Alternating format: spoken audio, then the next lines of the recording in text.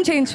कभी किया माँ से निकलने के बाद what your parents have every day for the rest of your life, or would you join in once and stop it forever?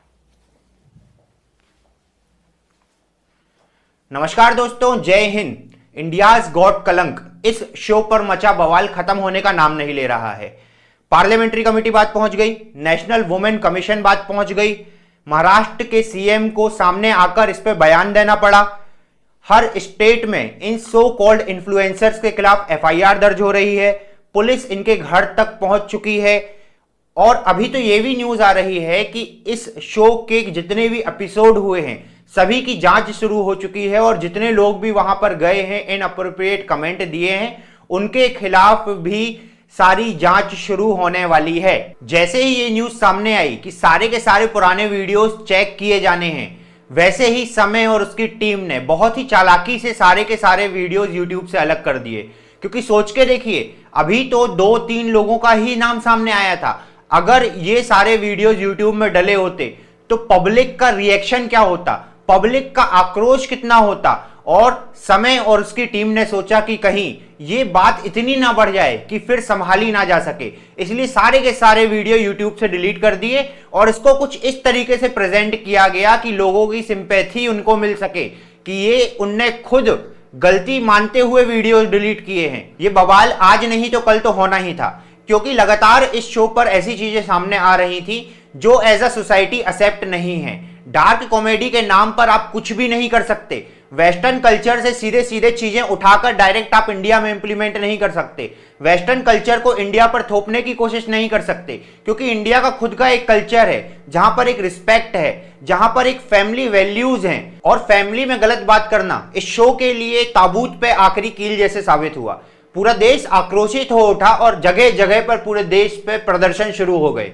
और जैसा कि मैंने कहा कि डार्क कॉमेडी के नाम पर आप कुछ भी नहीं कर सकते। एक लिमिट सेट करनी पड़ेगी, एक लाइन सेट करनी पड़ेगी, ये मैं क्रॉस नहीं करूंगा। क्योंकि आर्टिकल 19 के अंदर freedom of speech and expression भी वहां तक ही लिमिटेड है। आपका freedom of speech and expression इतना ही होना चाहिए कि वो दूसरे के freedom of speech and expression को दबा ना सके। इसके बाद आया डैमेज कंट्रोल करने का टाइम। रणवीर इलाहाबादिया में इसलिए बार बार नहीं लगा रहा हूं क्योंकि शायद अब वो इसके काबिल नहीं रह गए हैं। तो रणवीर और समय का बयान सामने आया, रणवीर की रोते हुए एक इमेज सामने आई, एक वीडियो सामने आया, साथ ही साथ में समय का भी इंस्टाग्राम में पोस्ट सामने आया। My comment wasn't just inappropriate, it wasn't even funny. Comedy is not my forte. I'm just here to say sorry.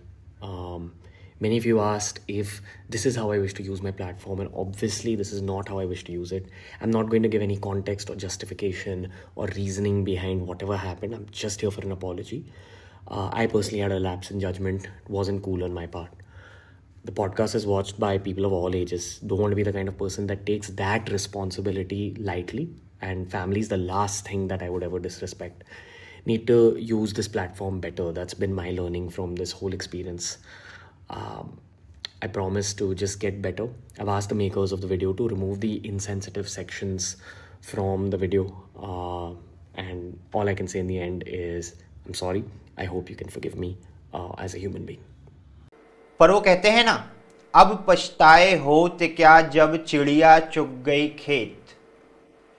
आपको क्या लगता है, ये इतने बड़े बड़े सो कॉल्ड इन्फ्लुएंसर्स हैं, इनके करोड़ों फॉलोअर्स हैं, सब्सक्राइबर्स हैं यूट्यूब में लाखों करोड़ों, इनसे ये छोटी छोटी मिस्टेक हो जाएगी? आप सोच के देखिए कि कोई ऐसे कमेंट्स कर भी कैसे सकता है। क्या ये कमेंट्स अपने आप हो जाते हैं या फिर ये लोग जानबूझ के करते हैं? मुझे तो नहीं लगता कि ये लोग ऐसे कमेंट्स ऐसे निकल जाते हैं सिर्फ नॉर्मली, क्योंकि कोई भी होगा वो इस लेवल का सोच तो नहीं पाएगा कि ऐसे कमेंट्स सामने आए इस तरीके से पूरे देश के। अपने आप ये कमेंट्स निकले या फिर सोच समझकर जानबूझकर ये कमेंट्स सामने आए, ये तो आप मुझे कमेंट बॉक्स में बताइएगा। मेरा बस इतना कहना है कि एक बार सोचने की जरूरत है कि यूथ किस डायरेक्शन में जा रहा है। ऐसा मैं इसलिए कह रहा हूं क्योंकि आप लोग मुझे बताइए, लाखों करोड़ों फॉलोअर्स हैं तो वो कौन हैं? वो कौन लोग हैं जो ऐसी चीजों को बढ़ावा दे रहे हैं? क्या सच में पूरा वेस्टर्न कल्चर इंडिया में थोपा जा सकता है? क्या सच में हमारी आइडेंटिटी, कल्चरल आइडेंटिटी अलग करके सीधे सीधे वेस्टर्न आइडेंटिटी कॉपी की जा सकती है?